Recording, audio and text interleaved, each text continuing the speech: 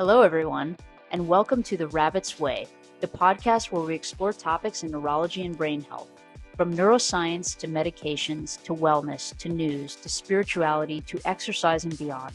Let's explore the depths of the human mind and what we are capable of. There are so many podcasts to listen to these days, and everyone has an opinion. Let's try to filter through and separate the facts into undiluted truth. I'm your host, Dr. Risa Ravitz, and I'm not just your average neurologist. My interests and passions run deep, and I'm constantly pushing myself to find truth. I'm a medical doctor, a woman, a surfer, a runner, and an exerciser, and an avid reader of all topics. I feel like it's time for me to share what I have learned. It's not easy to sift through all this information. Let's see who I can meet and what questions we can explore. How can we all be healthier humans? So please, if you enjoy this show, subscribe, rate, and share with your loved ones. Let's go. Welcome, everyone. I'm Dr. Risa Ravitz, and this is Minding Wellness. Today we have Dante Petrocelli, a patient of mine. He is a male in his 20s, an avid soccer player, and today we're going to talk about his headaches. Welcome, Dante. Thank you for having me on this podcast. I'm definitely excited to be able to speak with you and, do something different for the world to hear. Great. When did you start getting headaches, Dante? Got into my room. I closed all the shades, but my room, my phone, everything. I just needed to be in pitch black, and I was probably out for easily like 2 days max. I just could not shake my head. I could barely open my eyes. Just talking or just hearing like the littlest sounds was terrible for me. As crazy as it sounds too, I never really got diagnosed with it. I just dealt with it, and it ended up taking over-the-counter medicine. It helped here and there, but for the most part, it really didn't. So what you're describing is classic migraine of the aura. So were you scared when that thing with your eye was happening? Yeah, I thought that I was losing my vision for some reason. I got very scared. I almost kind of was trying not to have a panic attack, as like a kid in middle school would not, doesn't want to have. My parents were really concerned, but they knew I have a very high pain tolerance for anything like that. So they knew I knew how to deal with it, and if I really needed help, like I would go to them. But they said I was taking care of it on my own, and which was totally fine, But again, I was scared, and it always happened like 2 or 3 months, sporadically. Every 2 or 3 months? Yeah, sporadically, like very, very bad, Dr. Evans. Okay. Did anything trigger that you can Personally, Yeah. personally, I think it was because I didn't sleep as much. I was someone who was just always, my mind was always running at night. My sleep schedule was probably 5 hours every day. And again, 5 hours, I wake up, go to school for 8 hours, come back, 2 hours of training with soccer and my teammates. And then it's just, my adrenaline's just pumping, and then I'm not drinking enough water, I'm not having enough caffeine or anything. So I feel like those definitely triggered it a lot. Did your parents take you to a doctor or no? Not really, no, because I always tell them I don't need to see a doctor. These are just normal headaches, It doesn't run in the family or anything like that. I never thought it was hereditary or anything. I just kept telling my parents, I already know the routine with this. I'm going to be out for 2-3 days max. Come back, brand new person. But again, it would always happen 2 or 3 months. Once I got into high school, was going right into college, it started fading out. College, out of nowhere for 2 years, it just was coming back harder and harder. Went to the nurse in college, and they were just putting me on, they didn't even tell me what the medication was, but it helped, didn't help. But then again, I was going back to that same routine. Was I'm in college, I'm taking all these major classes, I'm also playing for the college soccer team there. So it's a lot of traveling, no sleep, a lot of playing. And most of the time I was just not sleeping as much. So I always thought the trend was I'm not sleeping enough, and that's probably what's causing it. So suffering a little bit here and there, but So pretty classic. So honestly, as a neurologist, what I see in my practice is people don't seek medical care for this. So I also was an athlete, not as good as you. What division did you play? I played Division 3 in a high Wow. division, so it was great. That's I great. enjoyed every bit of That's it. great. And then before that, I played like professional soccer in Italy with Oh, wow. my identical twin brother for 2 years. So it was a dream come true. Okay. I was So having very high those, level. yeah. So very high level. So I was having those migraines in Italy as well. Yeah. But being alone, I already knew how to deal with it, what to do, how long I was going to be out for. Yeah. So do you know even what that eye thing was? Do you know now what it was, or did anyone tell you before I did? No, thank God I came to you for this because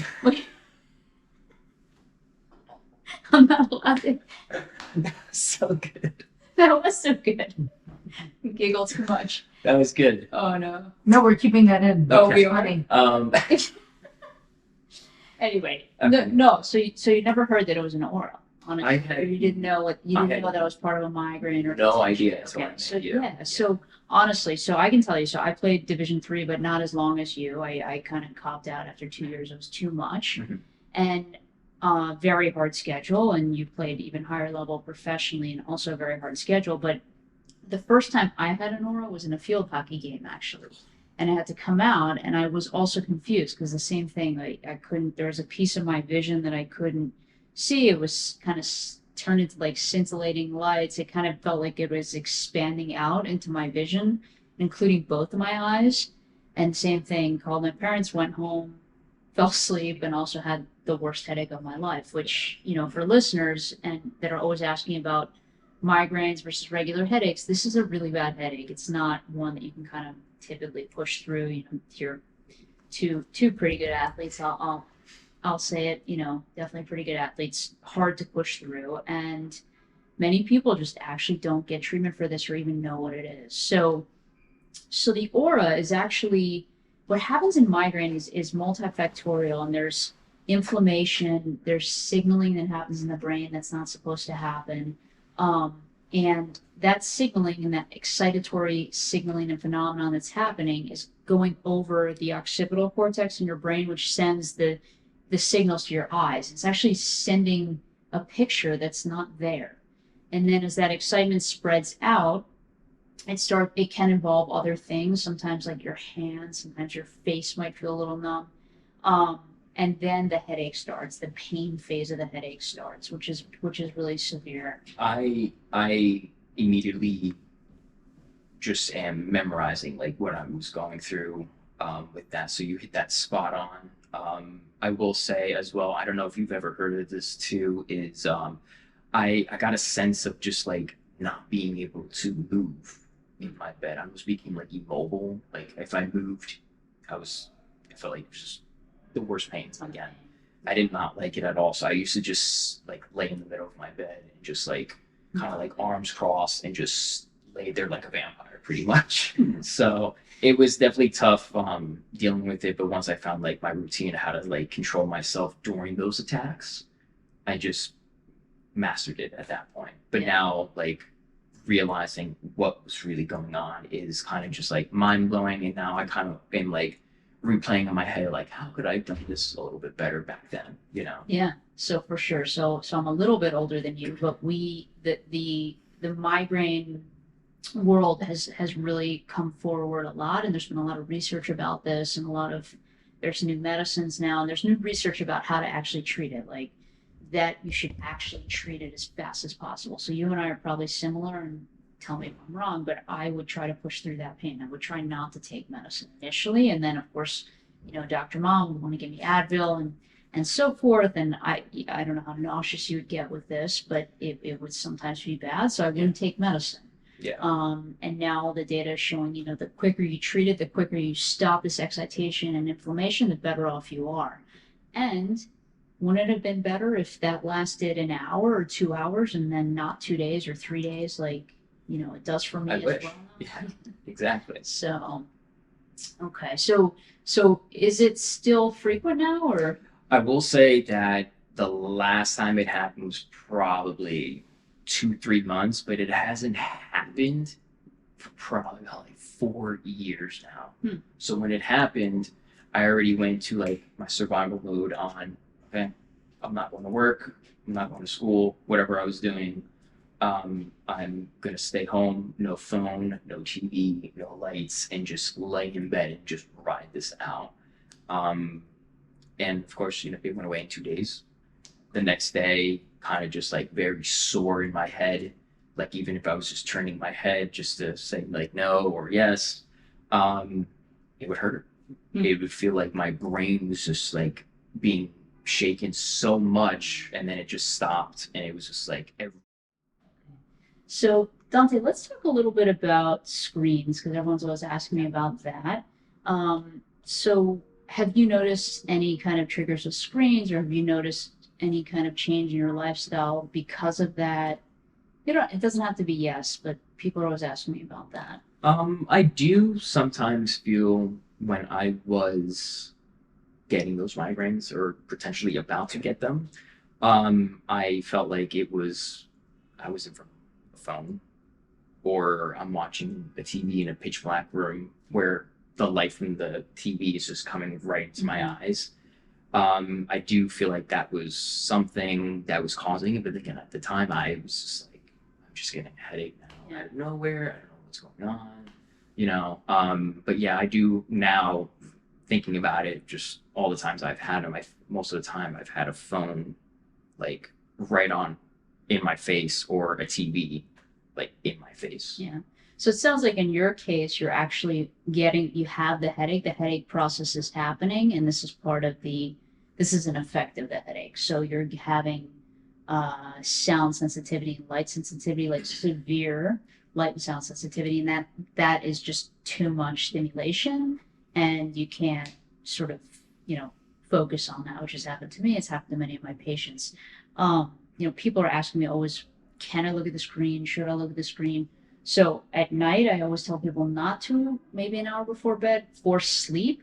But also, most people with migraine don't want to be looking at the screen. So people with more frequent migraine don't actually want that. Is it hurting them?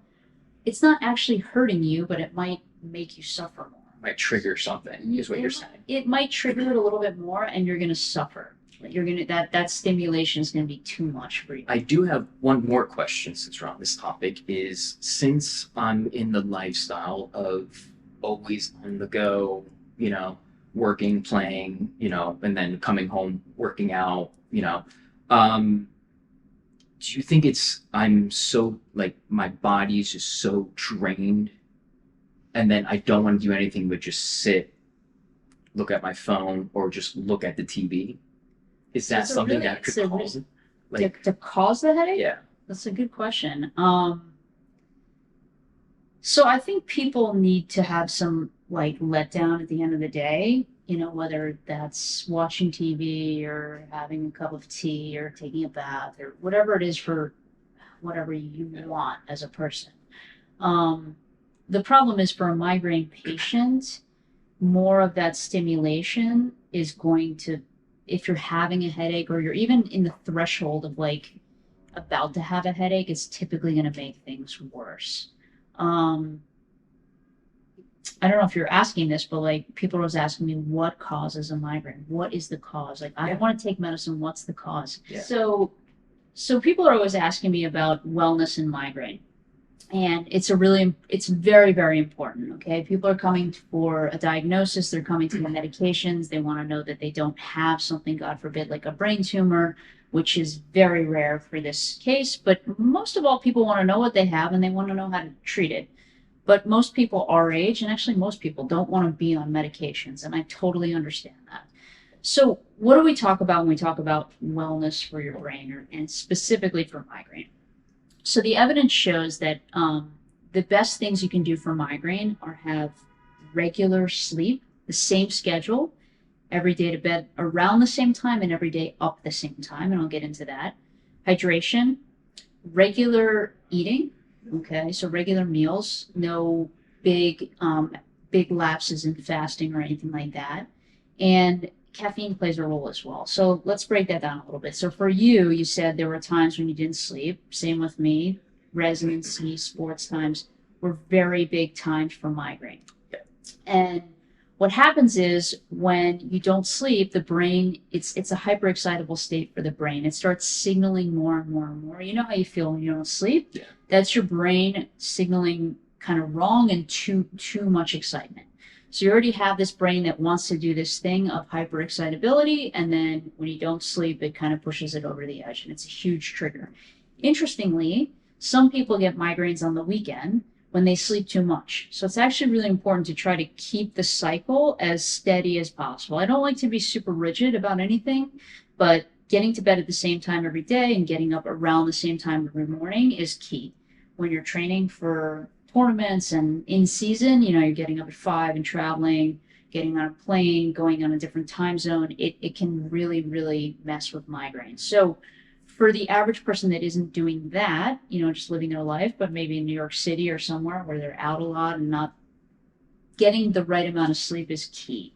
And the right amount is also not exactly known or elucidated. So for some people, they need 7 hours. For some people, they need 9 hours. I tell people to get the amount of sleep that they feel good on. So for some people, that's 6 to 7 hours. Some people need 7 to 8, but some people a little bit more. So water. So I don't like to be too crazy, and I like people to be hydrated. So if you're working out, you need to be drinking, 64 ounces of water a day or more, sometimes more if you're sweating a lot, but not the kind of day that you don't drink until 2 o'clock in the afternoon and that's 1 cup. Okay. So that's I don't like to get too crazy, but you do have to stay hydrated. Then meals. I like clean eating, but even within that, I like you to have regular meals. Skipping breakfast. So when you're younger, I have a lot of younger patients that tend to skip breakfast. They don't have time. They don't like to. They skip breakfast and they really don't eat till about 1 or 2 o'clock. I don't know if you ever did that. So stop you right there. That is probably my routine. I'm not a big breakfast person, probably only on the weekends. Only on the weekends. So even if you can get a little bit of protein in the morning, some nuts, a handful of nuts, some yogurt, something, it usually helps with this because it's that fasting that will give a headache. Actually, the number one cause of headache is fasting. So if you fast somebody for long enough, they're going to get a headache as their brain doesn't get any glucose. So that's water, sleep, food, and caffeine. People are always asking me about caffeine. So we're going to talk about caffeine on this podcast in other ways, but for migraine, it's not the best thing. Caffeine is a very potent vasoconstrictor and a very fast in and out of the brain. So it goes through the blood-brain barrier very quickly, and you get that kick very fast, and it feels good. And actually, some of the medicines we use do the same thing. So people are drinking a lot of caffeine and they say it feels better, and that's true, but as fast as it goes in is as fast as it goes out, and that's where you start to actually get a true withdrawal from caffeine and you can get more headaches. So take home is 1 caffeine a day for migraine people. Okay, the rest decaf. I know that's tough, but how many caffeines do you have? I would say at least 1 to 2. Okay. Never 3 or 4, anything like that. I can never go more than 2 cups. Okay. Yeah, same. And slowly over time, I pretty much stopped because it would just be worse and worse. So are there any other lifestyle things that you could think about that you wanted to know about or chat about? For me, is you touched on that point already, was kind of like the fasting. I'm big on fasting until like 12, 1 o'clock. The most thing, mainly what I'll be having is either a cup of coffee or I'll have a water bottle next to me or a glass of water, is that like a healthy lifestyle for someone who is active, who is always kind of just like on the go? So that's a great question because I think it is pandered as a healthy lifestyle and it's sort of what people fall into. I think it is. Honestly, I do think, well, I don't know if we're getting into quite intermittent fasting, but kind of we are, right? So basically you haven't eaten since dinner the night before, right? So it's basic, right? So that's a good, that's the kind of the 12-hour fast. For other health reasons, it might be good. Yeah. Okay. I do think that there's some interesting data on that. But for migraines specifically, it's another trigger. Yeah. So if you're getting frequent headaches, which you're not, thankfully, I would say that wouldn't be a good thing. Over time, thankfully yours have not been as frequent, but it's a really good question. I think for people that are getting frequent headaches, like maybe once a week or more, that's not a good lifestyle. Okay. Yeah, that was probably one thing I was a little nervous about, but I've been seeing kind of like the trend that, I haven't been getting them recently. I feel like my energy's always, on an upward scale. I feel like it's never downward since I would say it's probably been 4 years since I've been doing this. Okay. And it's So been working great. for And you. like in the 4 years, maybe one or two migraines, but again, it's not like how you said every week I'm getting a migraine. Are your other lifestyle things better? The sleep I would say in the past, recently this year, I've noticed that my sleep has been way better than Okay. what it used to be. I try to get into bed. My lifestyle is kind of just, I go to work. After work I go work out. From there I'll have dinner with my fiance, and then I'll either have another soccer game or some sort of soccer practice going on. So again, it's like I'm doing everything and I'm falling back into that routine where I feel like back in college or I'm back in Italy playing. And sometimes it scares me if I'm overworking like my body and my brain and not having that enough sleep. But I've been noticing 6 to 7 hours of sleep has been nothing but perfect for me Good. lately. And it's been, again, going to sleep at that same or usual time, keeping it consistent has been working a lot. For me, I go to bed at 11:30, 12. I can never go to bed around 9, 10. My brain is just going 100 miles an hour at that point. Yeah, and it's sometimes the sort of confluence of all these triggers. So if you're doing, if you don't get a good night of sleep and maybe you fasted and maybe you flew somewhere, then you might get that headache. That's Exactly. really common for patients, honestly. So you're lucky that that's like that. I'm glad it's like that. So it should stay so like am that. I. Yeah. Honestly, it's the multi-billion dollar question. We really don't know what actually causes this. We know that it's a process that repeats itself. We know that the brain likes to do things over and over, and the brain is a complex array of circuits. And when something starts and repeats itself, those connections become stronger and they're more likely to happen. So people again are always asking me, what's the purpose? 99.9% of the time, nobody has, thankfully, a brain tumor or aneurysm or something anatomic that's causing this problem. So it's just this circuit that's going on for no reason. So we put our hand on it. If we put our hand on a hot stove, we pull it back. That's evolutionarily beneficial to us. We know there's pain, we pull it away, we don't burn our whole hand off. Yeah. But why do we have a migraine? The answer is I don't know. It's been talked about. My mentor, Dr. Kudra, I will give him credit. I remember him saying this back in my residency. What's the purpose of this? Why would somebody have this thing happen? And it's interesting to think about, do you need to lay in a room for 2 days with your arms crossed like a vampire and just be still?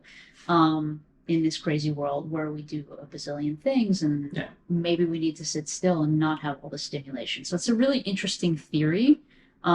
We don't have any way to really prove that, but I think it's a good theory, and I liked it then. I still like it now. But we don't know what causes this, and we don't know what the benefit of having a migraine is. There really isn't one, unless you can think of one. And I'll try to think of one. So maybe it does get you to rest. So that's a lot of the common questions that we have. So one of the other questions that I always have that people are asking me is, what about substances? How do these contribute or help migraine? So I always ask all my patients, as a health intake, do you drink, smoke, or do any drugs? So you're welcome to answer or not, but I'll tell you what I tell all my patients about this. Yeah. Do I drink? No, not. I mean, I'll have like a casual drink here and there with my friends. Yeah. So I'm going to cut you off right there. So on those days, do you notice any more headache the next day, or? I mean, I did one time, you know, drink a little bit more than usual. I got my hangover, like everyone else the next day. But for some reason, I felt like it just lasted a little bit longer than usual, and my head was just in crazy pain. But this time, I didn't have like a blurry eye vision or anything, but it was the same feeling, like that same pain, Pounding nonstop pounding. I Mm. can't move, like, and I need to be out of noise, light, everything. Again, going back into like that vampire lay and Yeah. just stay put, you know. So alcohol generally is not good for you. No matter who, no matter what anyone tells you, it's really not good for you. And the American Academy of Cardiology continues to reduce the amount that it says is good for you. So my guess is it's actually for women, it's 0 drinks a day now. And my guess is over time with men, it's going to come to that as well. So what alcohol does is creates inflammation and excitation, and it disrupts your sleep. Okay. So it does on multiple fronts kind of messes things up. So you basically drink it at night, you feel good at the time, and then you fall asleep, but you don't get deep sleep. So you get like a reduced night of sleep, even if you feel like you slept. And then it creates a lot of inflammation the next day. So for you, again, you're lucky, not too many headaches, but there are people that literally they stop drinking because those hangovers they're not hangovers anymore. They become migraine, like full blown migraines that last a couple of days. And I actually I used, went to college in America. I would drink sometimes, and I stopped drinking mostly because it's so unpleasant, in the next couple of days, Yeah. and so forth. So definitely not good for migraines. Do you smoke at all or no? No, No. no, I'm someone that tries to stay away from that. My father smokes cigarettes, but now he's, does not smoke any cigarettes anymore. I think he realizes it's not good for him at all. And just like I'm a big time avid runner. I like to run a lot, so I wouldn't want like my lungs to go through any sort of stress other than I'm running like a shit ton. Yeah, Sorry for my language. that's okay. Yeah. So cigarettes obviously not good for an athlete. But also I just want to stress that what cigarettes do is also potently vasoconstrict, which is not good for a migraine brain. So cigarettes tend to make migraines worse, and obviously for all health reasons, I don't recommend smoking cigarettes, but for migraine patients especially, I don't want them smoking cigarettes. So people often ask me about marijuana, psilocybin, mushrooms, ayahuasca, the gamut of drugs. Um, I can tell you overall, there's not good data, and I'm going to do other episodes on this to really get into this because I think it's a really interesting topic. Um, I would say, just as a quick summation, and stay tuned for more episodes on this, um, definitely costly, definitely not great, scientifically evidence-based placebo-controlled studies were really not done on a lot of these things. And overall for brain health, not great. So, I've had patients try all of these things. The substances that are not available for me to prescribe, I don't know what people are getting, so I'm always a little bit wary about that. People are constantly asking me about medical marijuana. There is no really good data for migraine. And most of my patients have gone ahead and tried it. They've tried that. They've tried it with CBD just alone. And really, most people that come to me, they're coming to me because nothing has worked. So it didn't work for them, and we're trying other things. So that's my sort of brief take on that. Now, do we miss anything as far as the lifestyle things that would come in to play for you? No, I think we hit everything that I really wanted to question you about. The biggest thing was my sleep habits, if that was normal. Sometimes, if we were to get back into it just a little bit, would be, do I find myself drinking enough water? Mm. Not all the time. Mm-hmm. I just always feel like I can go without it, no problem. But then I can catch myself where I'm just like, I need to drink a lot of water. I've been getting or trying to get better at that? Yeah, 100%. Since I feel like I'm starting to get a little bit older now, I'm doing a lot more with my body, and I'm not just sitting around doing nothing. I'm still on the go, still moving a lot. So working and playing. Yeah. Yeah. So I'm trying to find like not just like that healthy balance, but just in general. Longevity. Yeah. Exactly. Yeah, absolutely. We're going to talk about that on this podcast too. Great. So I think one other thing I just want to mention, so someone like you, people are always asking me, do we need to do imaging and what will be sort of a workup? For somebody like you that has sort of steady migraines that haven't changed, the frequency hasn't changed, there haven't been new symptoms, it's been stable for a long period of time, years, I wouldn't typically do imaging studies. That's what the literature dictates. And then as far as medications, I offered you some medications that are called abortive medications. Those are medicines that you take when you get the headache. And I always encourage patients like you to treat it quickly so that process one will get nipped in the bud and the inflammation and the cascade of chemical and electrochemical events can't billow out and become bigger and stronger. So there's a lot of different there are a few classes of medicine that can do that, and I just encourage you to take them as needed. And that, as a doctor, we have to prescribe. So some of them are over the counters, but some of them we prescribe. So I think it's good and necessary to actually just see a doctor, get a diagnosis, and kind of understand all these things. Yeah, thank God I haven't been needing to use them, but now that I have them, they're just ready, like on deck when that happens. Yeah. Okay, good. That's very obvious. You've been doing it for as long as you can remember, right? Life. Yeah. Same. So, what? Let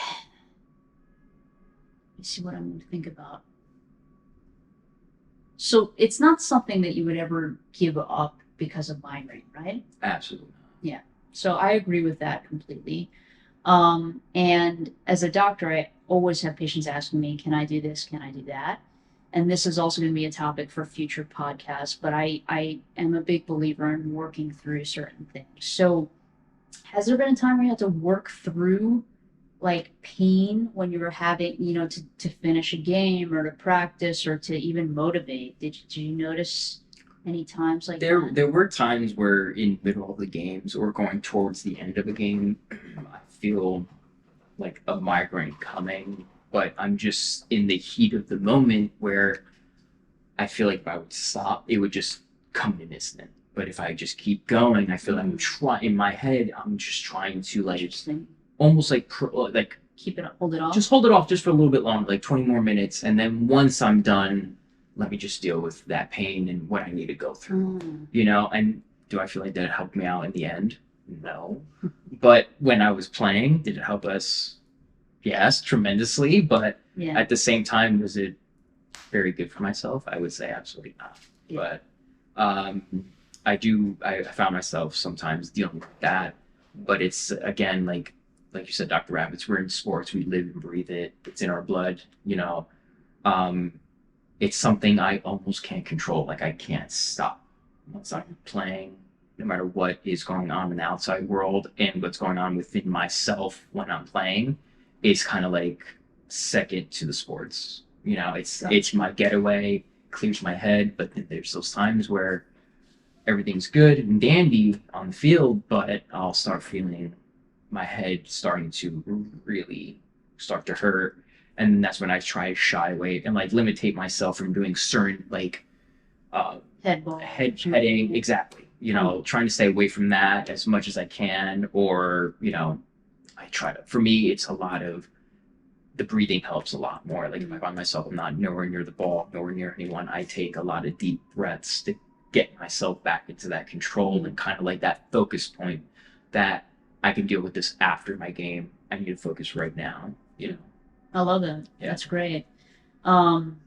I think that's great. And again, I'm so glad you don't get these all the time or frequently, because I have so many patients that love sports like we do, but they get many headaches and they actually don't even get out on the field again, or they don't start the run, or they don't paddle out into the ocean and surf. I like to surf. They don't actually do it, and then over time, they stop doing that thing that they love. And I have to say, the thing that probably will help headaches a little bit too. So that's the last piece of, not the last, but one of the big pieces of wellness, like, is cardio. I would say moderate cardio. Yeah. 4 to 5 times a week, and that's obviously you're doing it more than that, but it's a really important part of like wellness and your mind. Like, just like you said, it clears your mind. You're really doing a lot. Yeah, and I also feel like a lot of like people who are in like my situation dealing with migraines, sometimes I don't know if this is right. I don't know how many patients you see throughout the day, year, whatever.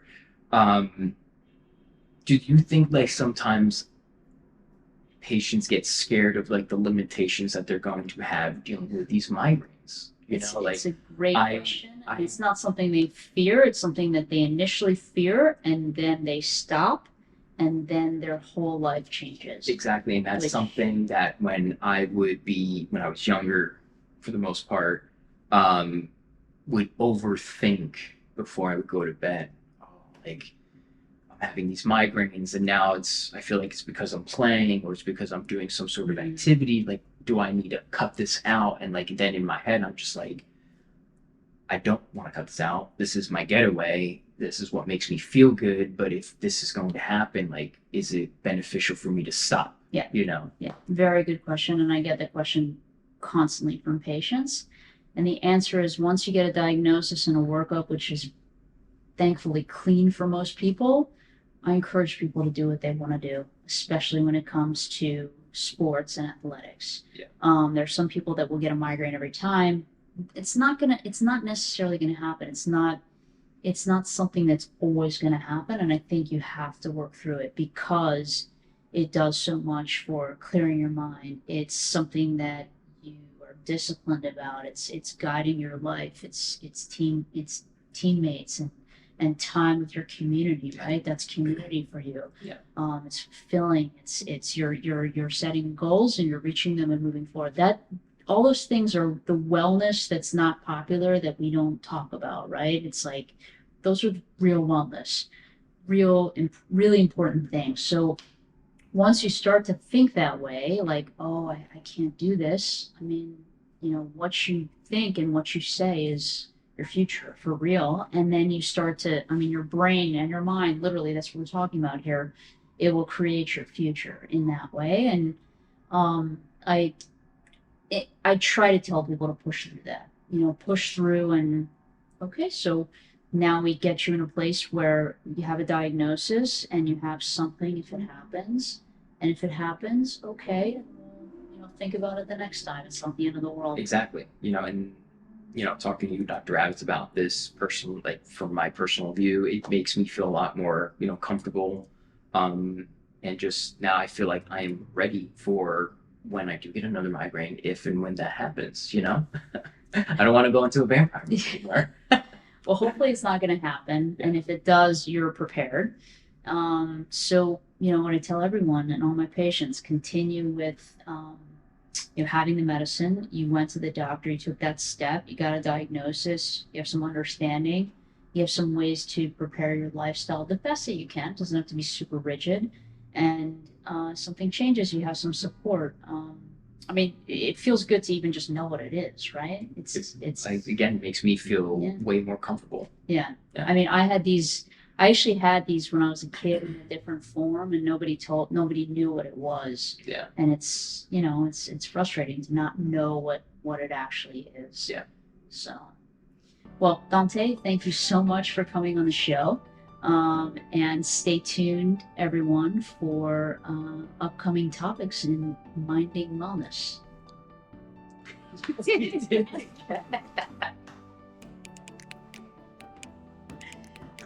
We need a fork. There it is. Yeah, 3, 4, come.